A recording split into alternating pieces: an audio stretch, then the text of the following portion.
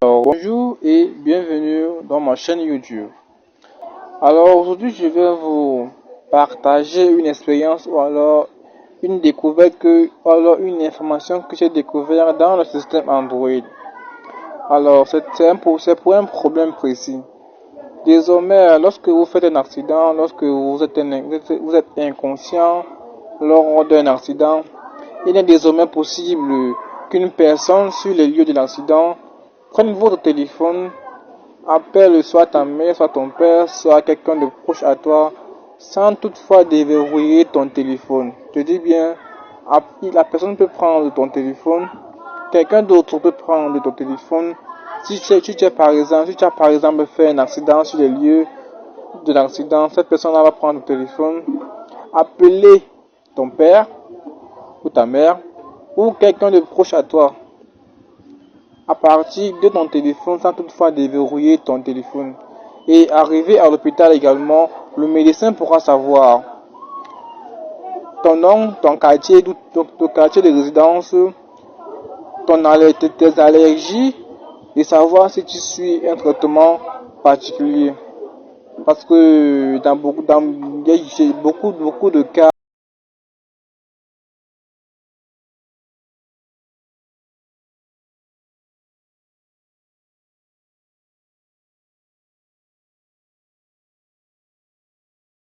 Donc le médecin pourra savoir quelles sont tes allergies, quels sont les traitements que tu suis à partir de ton téléphone sans toutefois déverrouiller ton téléphone. C'est vraiment incroyable ça. Alors comment cela est possible? Je vais vous montrer. Tout se passe dans les paramètres. Pour tous ceux qui ont un téléphone Android, je pense que cette option existe bel et bien. Alors lorsqu'on arrive dans les paramètres,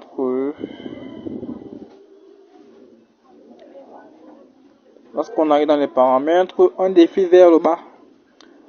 On arrive dans l'onglet utilisateur et compte. Utilisateur et compte. Lorsque vous trouvez utilisateur et compte ou alors compte, dans d'autres téléphones c'est juste compte, mais la plupart des téléphones c'est utilisateur et compte. On clique sur utilisateur et compte. Arrivé dans utilisateur et compte, l'avant-dernière ligne, on écrit information d'urgence. On clique sur information d'urgence. Ok, nous sommes bel et bien arrivés dans les informations d'urgence. Regardez là en bas, on dit modifier les informations. Modifier les informations.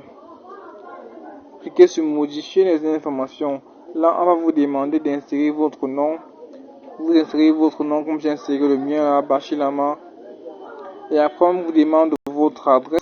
Vous insérez votre adresse, votre quartier comme j'ai écrit là à quoi par exemple. Vous insérez votre groupe sanguin, si vous connaissez votre groupe sanguin, A plus, A moins, tout ça, tout ce que vous voyez là. Si vous connaissez votre groupe sanguin, ça sera très bien. Si vous dites inconnu, vous cliquez sur inconnu en bas. Allergie, vous pouvez mettre vos différentes allergies. Si vous n'avez aucune allergie, vous écrivez aucune. Cliquez sur OK. Traitements médicaux, traitements médicamenteux, excusez-moi, traitements médicamenteux. Si vous avez des traitements que vous suivez, vous avez des médicaments à prendre constamment, vous écrivez ce type de médicaments que vous prenez souvent. Si vous n'en prenez aucun traitement médicamenteux, vous écrivez aucun, comme c'est écrit là. Donneur d'organes, si vous savez que vous pouvez donner des organes, comme par exemple les reins, ou quoi que ce soit, je sais pas trop, vous cliquez sur oui, non ou non spécifié. Alors, toutes ces informations-ci vont aider le médecin. Toutes ces informations-ci vont aider votre médecin lorsque vous arrivez dans son hôpital et que vous êtes totalement inconscient. À partir de votre téléphone, il pourra savoir votre nom, votre quartier, groupe sanguin, allergie, traitements médicamenteux, donneur d'organes, autres informations médicales. Là, c'est bon. Maintenant, on va essayer d'insérer le contact d'un proche, quoi.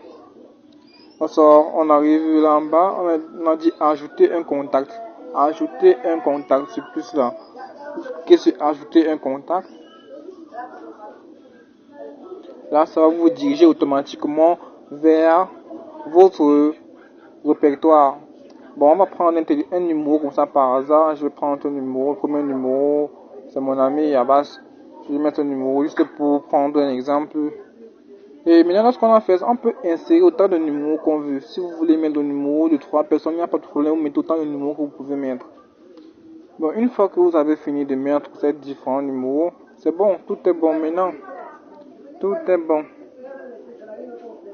C'est bon, on retourne jusqu'au bureau.